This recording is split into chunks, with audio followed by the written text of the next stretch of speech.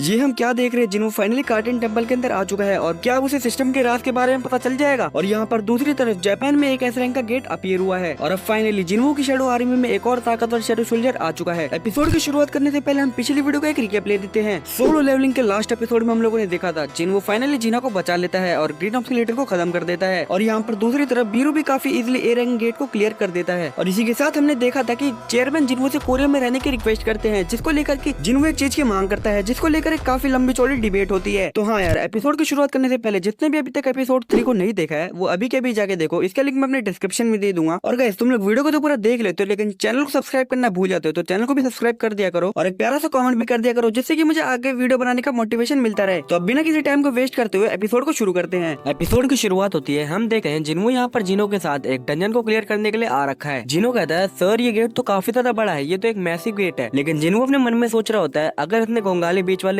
Gate को देख लिया होता तब तो ये बेहोश हो जाता है। चलो अब हम अंदर चलते हैं। काफी सारे न्यूज रिपोर्टर जिन्हों से सवाल जवाब पूछ रहे होते हैं, सर ये आर्जन गिल्ड की पहली रेड है, आप इसके बारे में क्या सोचते हैं, आखिर आपने अपनी गिल्ड का नाम आर्जन क्यों रखा। लेकिन तभी यहाँ पर जिनचो आ जाता है। जिन्हों कहता है मिस्टर वो मुझे लगा था कि हंटर एसोसिएशन मेरी पर्सनल इन्फॉर्मेशन को प्राइवेट रखेगी, उस बात का क्या हुआ। जिनचुल बताता है कि हम लोग सिर्फ आपकी पर्सनल इन्फॉर्मेशन को प्राइवेट रख सकते हैं, लेकिन हम लोग पब्लिक को ये जानने से नहीं रोक सकते कि गेट कहाँ पर अपीयर हो रहे हैं। और हाँ, आपको इस बात को लेकर केयरफुल रहना चाहिए कि इंटरनेट पे क्या पोस्ट हो रहा है। जिन्हों कहता है ठीक है मैं इन बातों का ध्यान रखूंगा। जिन्हों अपने काफी सारे शैडो सोल्जर्स को समन करता है। जिन्हों कहता है सर क्या आपको नहीं लगता कि हमें हीलिंग और माइनिंग टीम को बुला लेना चाहिए, मुझे नहीं लगता कि मैं ये सब अकेले संभाल पाऊंगा। जिन्हों कहता है तुम्हें इस बारे में सोचने की कोई भी जरूरत नहीं है, शैडो सोल्जर सारा काम करेंगे। लेकिन तभी जिनचुल अपने माना मीटर से इन शैडो सोल्जर्स की रैंक को चेक करने लगता है। जिनचुल देखता है कि सभी शैडो सोल्जर्स की रैंक बी रैंक के हंटर के बराबर है। क्या बात है, इस तरह की स्क्वाड तो एक ए रैंक के डंजन गेट के परमिट के काबिल है। संग जिनवू उन सभी को बेवकूफ बना रहा है, जो कि इस बात को लेकर डिबेट कर रहे हैं कि ये कोई स्पेशल ट्रीटमेंट है। ये लोग जाने के लिए पूरी तरीके से तैयार हैं, लेकिन कैसा रहेगा।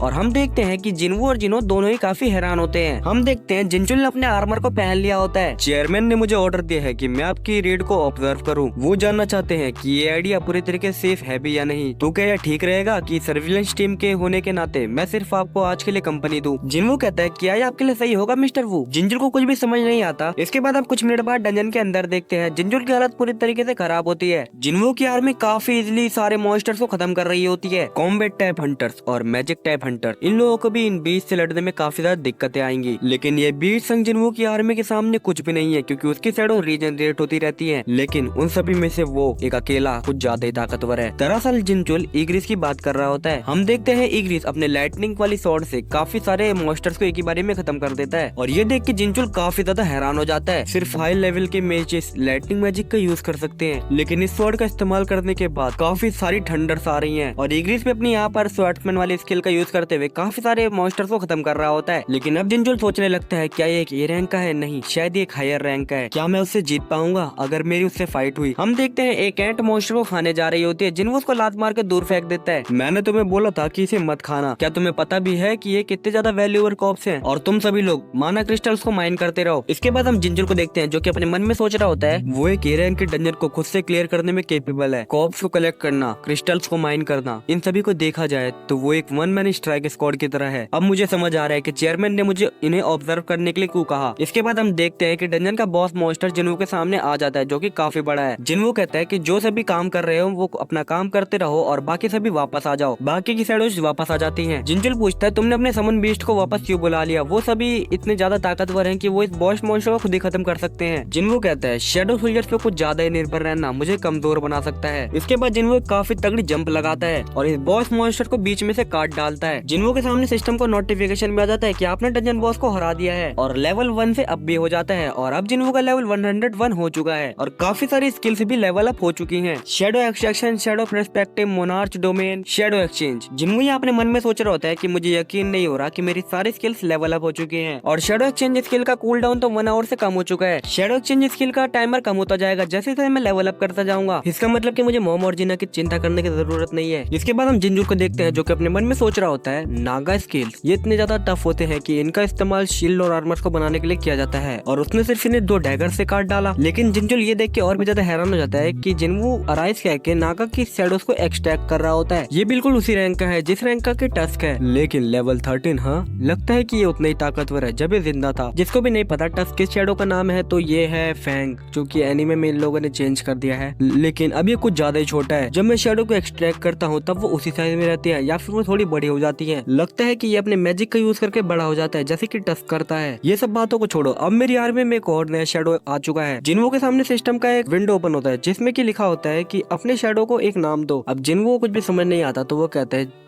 जीमा, तुम्हारा नाम आज से जीमा है। और हम देखते हैं जिनो को जो कि सोच रहा होता है वाओ, इन्होंने तो एक और ताकतवर बीस्ट को अपने समन मॉन्स्टर में बदल दिया, ये काफी ज्यादा इनक्रेडिबल है। लेकिन तभी जिनो नोटिस करता है ये डंजन ब्रेक होने लगता है। जिनो कहता है अब हमें यहाँ से निकलना चाहिए। जिनो कहते हैं चलो ठीक है, लेकिन हम इस कॉर्प को बाहर कैसे लेके जाएंगे। इसके बाद हम डंजन के बाहर का सीन देखते हैं। सारे रिपोर्टर्स काफी ज्यादा हैरान होते हैं। टस्क यहाँ पर उस मॉन्स्टर को उठा के लेकर आ रहा होता है। रिपोर्टर्स के बीच में बात हो रही होती है, भागो यहाँ से, ये तो एक मॉन्स्टर है। नहीं रुको, ये तो कोई समन बीस्ट लगता है। अरे हाँ, ये तो जिन्वो का समन बीस्ट है। तुम्हारा मतलब कि उसने अभी एक एरियन के डंजन को क्लियर भी कर दिया। रिपोर्टर्स टस्क की फोटो खींच रहे होते हैं तो टस्क इनकी तरफ एक स्माइल पास कर देता है। जिनो कहता है अब तो यहाँ पर पहले से भी ज्यादा रिपोर्टर्स हैं। जिनो कहता है तुमने ठीक कहा। हम देखते हैं जिनचुल की हालत तो कुछ ज्यादा ही खराब हो रखी होती है। जिनो कहता है कि मैं इस बात से ज्यादा हैरान हूँ कि सभी लोग हमारी फर्स्ट एड में इतना ज्यादा इंटरेस्ट दिखा रहे हैं। और जिनचुल ये सभी बातें चेयरमैन गो को बता रहा होता है। चेयरमैन कहते तुमने इतने सालों में काफी डिफरेंट रेट्स को देखा है, लेकिन तुम्हारी रिपोर्ट को सुनने के बाद अब मुझे समझ आ रहा है तुम्हारे जैसे किसी हंटर को भी ये रेट कुछ ज्यादा ही आगे की लगी। जिनचुल कहता है कि जो मैंने वहाँ देखा वो कोई रेड नहीं थी, वो एक मैस्कर था। चेयरमैन कहते हैं ऑलराइट मिस्टर, वो अब तुम्हें थोड़ा रेस्ट कर लेना चाहिए। जिनचुल यहाँ से चला जाता है। चेयरमैन यहाँ के बाद सोचने लगते हैं संग जिनवू एक ए रैंक डंजन को अपने आप से क्लियर करने के केपेबल है। मैजिक क्लिस्टर को कलेक्ट करना और कॉप्स को कलेक्ट करना, वो इन सभी चीजों को अकेले कर लेता है। वन मैन स्ट्राइक स्क्वाड बोलना ये गलत स्टेटमेंट होगी, वो एक वन मैन गिल्ड है। आफ्टर ऑल तो मैं गलत नहीं था। इसके बाद सीन शिफ्ट होता है। हम जापान में शिंजुका टोक्यो को देखते हैं। कुछ लोग आसमान में देख के कह रहे होते हैं आखिर वो क्या है, और हम देखते हैं आसमान के अंदर एक काफी बड़ा गेट अपीयर हुआ है। इसके बाद सीन शिफ्ट होता है। हम किसी पार्लियामेंट जैसी जगह को देखते हैं। कुछ लोग यहाँ पे बात कर रहे होते हैं the blade, phantom, invisible king and showy mountain. मुझे यकीन नहीं हो रहा कि जापान के सभी मेजर गिल्ड्स को आज यहाँ पर बुलाया गया है। लगता है ये कुछ ज्यादा ही बड़ी प्रॉब्लम है। हे देखो, वो तो सिगी में तो है जो कि वाइस गिल्ड मास्टर है ब्लेड गिल्ड का, और वो उन सभी के स्ट्रॉन्गेस्ट एस रैंक हंटर्स है। अरे बेवकूफ, अब वो कोई वाइस गिल्ड मास्टर नहीं है, अब वो एक गिल्ड मास्टर है। द ब्लेड गिल्ड ने अपने 7 एस रैंक हंटर्स को जेजू अलर्ट के समय गवा दिया, इंक्लूडिंग गोतरियोजी। हाँ मैंने सुना, ये सिर्फ इस वजह से क्योंकि वो लोग चेयरमैन के ऑर्डर्स को फॉलो कर रहे थे। उन लोगों के साथ तो ऐसा ही होना चाहिए। अब ब्लेड गिल्ड सिर्फ कुछ दिन के लिए बची है। लेकिन तभी इनमें से एक बंदा बोलता है कौन जानता है, अगर हमने अपने ट्रम्प कार्ड को चला तो हम शायद जापान के ग्रेटेस्ट गिल्ड बन जाए। और ये सुनने के बाद ब्लेड गिल्ड के सभी मेंबर्स इनकी तरफ रेज वाली आंखों से देखते हैं तो ये सभी लोग यहाँ से वापस डर के चले जाते हैं। मिनोरू यहाँ बोलता है कि वो लूजर्स वो हमारी आंखों में भी नहीं देख सकते, लेकिन वो हमारी पीठ पीछे बातें कर रहे हैं क्योंकि अब गोतोरोजी नहीं रहा। लेकिन तभी ये लड़की बोलती है मैंने कुछ रूमर सुने हैं जो कि आसपास चल रहे हैं। फैंटम गिल्ड और शोवी माउंटेन गिल्ड ये दोनों कंबाइन हो चुकी है और इन लोगों के पास 4 एस रैंक के हंटर हो चुके हैं, बिल्कुल हम लोग की तरह। तो ये आगे वाला बंदा कहता है तो क्या उन्हें ये लगता है कि गिल्ड मर्ज करने से वो हमसे बेहतर गिल्ड बन जाएंगे? कितनी बेकार बात है। यहाँ तक कि अगर यहाँ पर जितनी भी गिल्ड्स हैं वो सभी अपनी ताकत को कंबाइन भी कर ले तब भी वो लोग हमारे सामने कुछ भी नहीं है। इसके बाद हम एक ऑफिशियल को देखते हैं जो कि कहता है आखिर हंटर एसोसिएशन ने अभी तक कुछ क्यों नहीं किया? एक एस रैंक का गेट टोक्यो के बिल्कुल बीचों बीच समन हुआ है और एसोसिएशन कह रही है कि हम उस बारे में कुछ नहीं कर सकते। हम लोगों को सच्चाई बताओ, अगर यहाँ पर डंजन ब्रेक हो गया तो क्या होगा? मात्सुमोतो कहता है कोई भी एस रैंक का हंटर इतना ताकतवर नहीं कि वो कोई एस रैंक गेट को क्लियर कर सके, लेकिन एक नेशनल लेवल हंटर की बात अलग है। प्राइम मिनिस्टर, आपने आज हम सभी जापान की मेजर गिल्ड के गिल्ड मास्टर्स को यहाँ पर बुलाया है और आप हमसे सिर्फ इतना ऑब्वियस क्वेश्चन पूछ रहे हैं। हम सभी ने देखा था कि जेजू आइलैंड रेड के समय पर क्या हुआ था, तो ये तो एकदम क्लियर बात है कि अब क्या होने वाला अगर ये डंजन ब्रेक हुआ। तभी गिल्ड का गिल्ड मास्टर कहता है कि इस मामले में डिस्कशन कुछ भी काम नहीं करने वाला, कैसा लगा कि हम थॉमस आंद्रे को हायर कर ले। तो एक बंदा कहता है कि तुम्हें अभी भी लगता है कि कंट्री के पास इतने फंड्स है कि वो थॉमस आंद्रे को हायर कर सकती है? और ये थॉमस आंद्रे की फीस जानने के बाद तुम काफी ज्यादा हैरान होने वाले हो, जो कि आगे हमें एपिसोड में पता चलेगी। और दूसरी जगह हम दुनिया में किसी ऐसे हंटर को ढूंढ रहे हैं जो कि अब अवेलेबल हो। दुनिया में काफी सारी जगहों पर गेट्स ओपन हो रहे हैं, तो ये बहुत मुश्किल है कि कोई कंट्री हमें अपना हंटर भेजेगी। प्रेसिडेंट कहते हैं मुझे नहीं पता कि कितने हंटर्स एस रैंक गेट को क्लियर करने के सक्षम है, लेकिन तभी ब्लेड गिल्ड का गिल्ड मास्टर कहता है एक है, जब तक हम उसे पे करेंगे वो हमारी मदद करेगा। द बैरियर स्पेशलिस्ट यूरी ऑर्लोव, इस मिशन के लिए मैं उसको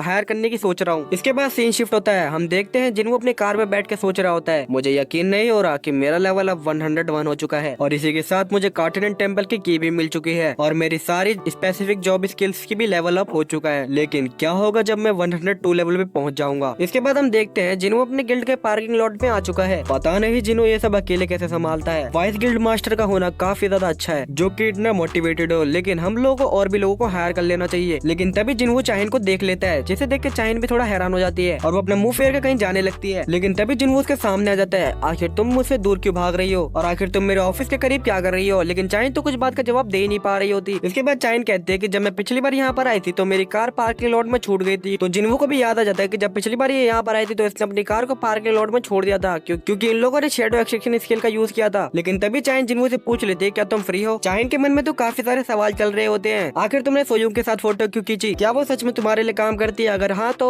तुमने मुझे हायर क्यों नहीं किया, क्या एक एस रैंक ए रैंक से बेटर नहीं है, क्या तुम दोनों डेट कर रहे हो। और हाँ, चाहिन ने ये सारे क्वेश्चन अपने मन में पूछे थे। मैंने ये इसलिए पूछा, मिंग मिंग चाहता था कि मैं तुम्हें एक मैसेज दूं तुम्हारी पावर के बारे में। जिनवू कहता है रुको, चलो हम इस बारे में अंदर चल के बात करते हैं। इसके बाद ये दोनों गिल्ड के अंदर आ जाते हैं। चाहिन जिनवू से पूछती है कि आखिर यहाँ पर कोई और क्यों नहीं है। जिनवू बताता है कि वाइस गिल्ड मास्टर बिजनेस के काम से कुछ दिनों के लिए यहाँ से बाहर गया है। चाहिन अपने मन में सोचने लगती है, इसका मतलब कि यहाँ पर सिर्फ हम ही दो हैं। इसके बाद जिनवू पूछता है कि चलो अब मुझे बताओ मिस चा, आखिर मिंग मिंग ने तुम्हें कोई ऐसा मैसेज कैसे दिया जो कि तुम मुझ तक पहुँचा सको। चाहिन बताते हैं मैंने उस दिन एक आवाज सुनी थी। मिंग मिंग कहता है प्लीज उसे बता देना जो पावर्स उसके अंदर है उनसे केयरफुल रहे। किसी ने मुझे डार्कनेस से अंदर से जगाया, लेकिन मैं अब वो नहीं हूँ जो मैं पहले था। लेकिन मैं पूरे तरीके से कॉन्शियस हूँ और मैं अपने सारे सेंसेस का भी यूज कर सकता हूँ। लेकिन अब मुझे लगता है कि मैं एक स्लेव बन चुका हूँ, एक ऐसा स्लेव जो कि अपने मालिक के लिए ही काम करेगा और उसी के लिए अपनी जान देगा। लेकिन जो चीज का सबसे स्कैरी पार्ट है कि मुझे इसकी सेवा करके अच्छा लगता है। चाहिन मिंग मिंग से पूछती है तो इसका क्या मतलब है। उसकी पावर इनक्रेडिबली स्ट्रॉन्ग है, तुम्हें ये सब उसे बताना होगा। याद करो संग जिनवू की ट्रू आर्मी, उसकी असली आर्मी। इसके बाद सीन शिफ्ट होता है, हम जिनवू को देखते हैं जो कि कुछ खा रहा होता है। आई वंडर जो कुछ उसने कहा वो सच हो, लेकिन इसकी जगह मुझे खुद से भी पहले से चाहती कि मैं अपने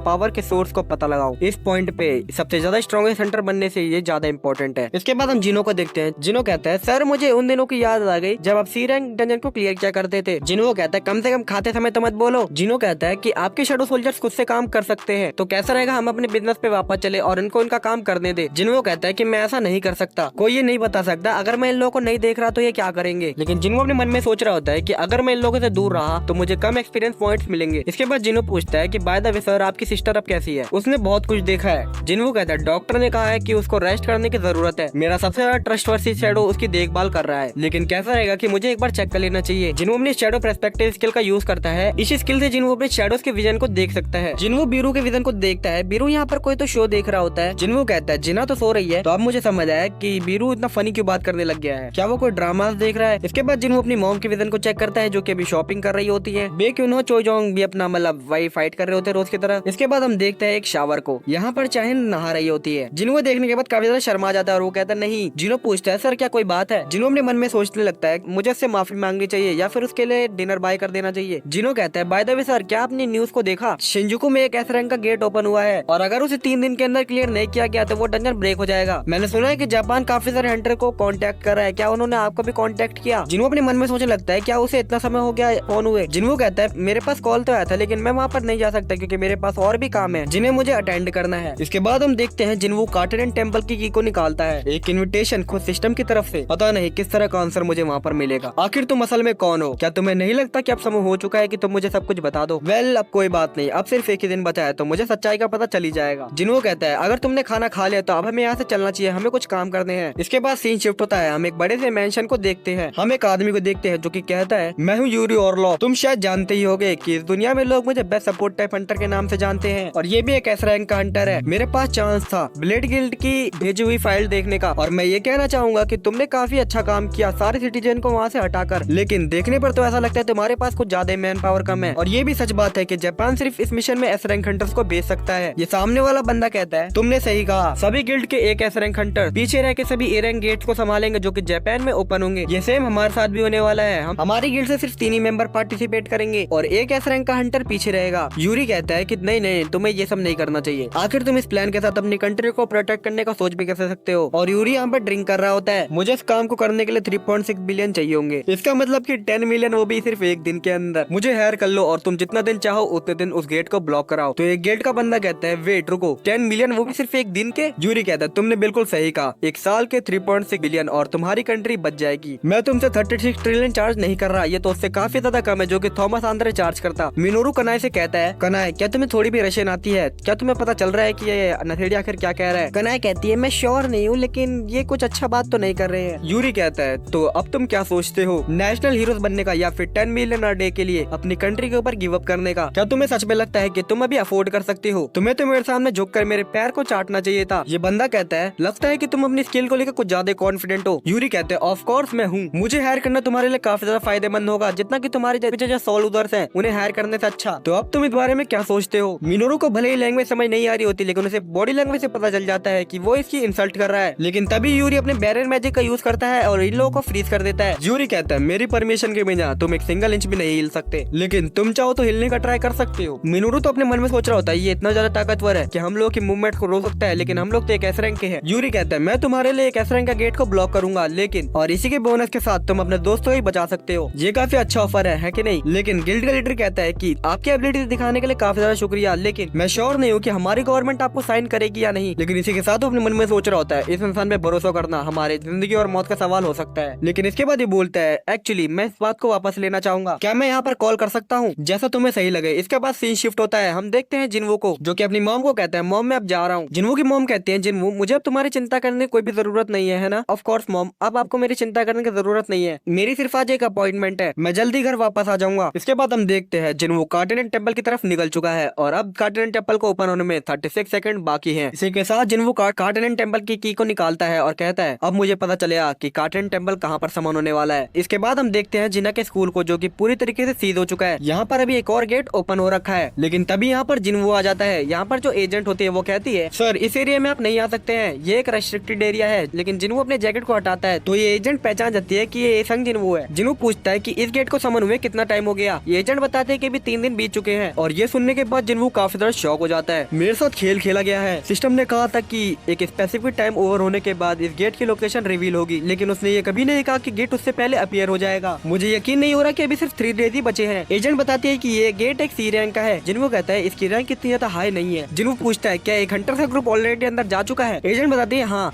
अभी 2 घंटे पहले एक हंटर का ग्रुप अंदर जा चुका है। जिनवो कहता है इस रेड को अभी कभी कैंसिल कर दो। एजेंट कहते हैं क्या? अकॉर्डिंग टू मानामीटर की ये गेट एक सी रैंक का गेट है। जिनवो कहता है जो स्ट्राइक स्क्वाड अंदर गई है वो सभी अभी खतरे में है, अगर हमने उन लोगों को नहीं रोका तो वो सभी मारे जाएंगे। इसके बाद जिनवो डंजन के अंदर चला जाता है। डंजन के अंदर हम उस स्ट्राइक स्क्वाड को देखते हैं जो कि कार्टेन टेम्पल के गेट के पास पहुंच चुके होते हैं। ये तो बॉस का रूम लगता है, क्या हमें इसे ओपन करना चाहिए? हमें क्या करना चाहिए? हमारा कोई भी स्पेल इस पे एक स्क्रैच भी नहीं लगा पाया। तो क्या तुम ये सजेस्ट कर रहे हो कि हमें इतना दूर आने के बाद वापस चले जाना चाहिए? लेकिन तभी जिनवो यहाँ पर आ जाता है और वो कहता है कि ये एक ट्रैप है। स्ट्राइक स्क्वाड के मेंबर्स पूछते हैं आखिर तुम कौन हो? कोई ऐसा जिसने कि डबल डंजन को सर्वाइव किया है। लेकिन स्ट्राइक स्क्वाड का एक मेंबर पहचान जाता है कि ये संग जिनवो है, एस रैंक का हंटर। जिनवो लोग कहता है कि इन गेट्स के पीछे तुम्हारी सोच से भी ज्यादा खतरनाक खतरा है, तो अब से मैं इस मामले को संभालूंगा, तुम यहाँ से जा सकते हो। जिनवो अपने मन में सोचता है कि इस स्पेल की वजह से ये बंद है। जिनवो कार्टेन टेम्पल की की को निकालता है। पिछली बार से तो ये काफी ज्यादा अलग है, तो इस वजह से मुझे शायद की जरूरत है। इसके बाद जिनवो इस गेट को ओपन कर देता है। सारे स्ट्राइक स्क्वाड के मेंबर काफी ज्यादा हैरान हो जाते हैं। इस स्ट्राइक स्क्वाड का लीडर कहता है मिस्टर संग, इस डंजन की एंट्री परमिट्स को हमने खरीदा है और इन लोगों की गिल्ड का नाम करेज गिल्ड है। आपको कोई राइट्स नहीं है कि आप हमें ऑर्डर दे यहाँ से जाने की। जिनवो अपने मन में कहता है कि हाँ ये ठीक ही बोल रहा है, एक एस रैंक होने का ये मतलब नहीं कि मैं लोगों को ऑर्डर दूं। जिनवो लोग कहता है कि तो ठीक है, मैं तुम्हें रोकूंगा नहीं, तुम अंदर जा सकते हो। इनका लीडर ही कहता है तो फिर मैं जाऊंगा। इसके बाद हम देखते हैं कि जिनवो के सिस्टम में नोटिफिकेशन आ जाता है कि टेम्पल के अंदर कोई ऐसा एंटर किया है जिसके पास की कार्टेन टेम्पल की नहीं है, उसको यहाँ पर आने की कोई भी इजाजत नहीं है। और हम देखते हैं एक स्टोन स्टैचू उसके ऊपर हमला कर देता है। जिनवो उसको काफी तेजी से पीछे खींच के इसकी जान बचा लेता है। इसके अलावा यहाँ पर और भी है, क्या तुम अभी भी अंदर जाना चाहते हो? इसके बाद जिनवो कहता है सभी लोग मेरी बात सुनो, मैं तुम लोगों से ये चाहता हूँ कि इस डंजन से निकलने के बाद तुम सभी हंटर एसोसिएशन को कांटेक्ट करो, उन सभी को ये बोलना कि एक डबल डंजन अपीयर हुआ है। इसके बाद जिनवो गेट के अंदर चला जाता है और ये गेट क्लोज हो जाता है। सारी मशालें यहाँ पर जलने लगती है। इसके बाद हम उन सभी स्टोन स्टैचूज को दोबारा से देखते हैं। जिनवो कहता है फाइनली अब मैं यहाँ पर वापस आ चुका हूँ जहाँ से सब कुछ शुरू हुआ था, लेकिन अब चीजें अलग है। अब मैं पहले से काफी ज्यादा ताकतवर हो चुका हूँ। मैं महसूस कर सकता हूँ ये स्टैचूज ना तो ये लिविंग बींग्स है और ना ही ये मॉन्स्टर्स हैं, ये सभी सिर्फ पपेट्स हैं। और इस रूम के अंदर सिर्फ एक ही बीइंग से माना आ रहा है, तो तुम ही हो जो कि इन सबको कंट्रोल कर रहे हो। क्या तुम अब कुछ नहीं बोलने वाले? क्या तुम्हें नहीं लगता कि तुम्हें मुझे अब सब कुछ सच सच बता देना चाहिए? हम देखते हैं जिनवो के स्टोन स्टैचू के सामने खड़ा है जिसने कि अपने हाथों में डंजन के रूल्स को लिख रखा है। इसके बाद ये स्टैचू एक काफी क्रीपी स्मेल के साथ कहता है आई सी,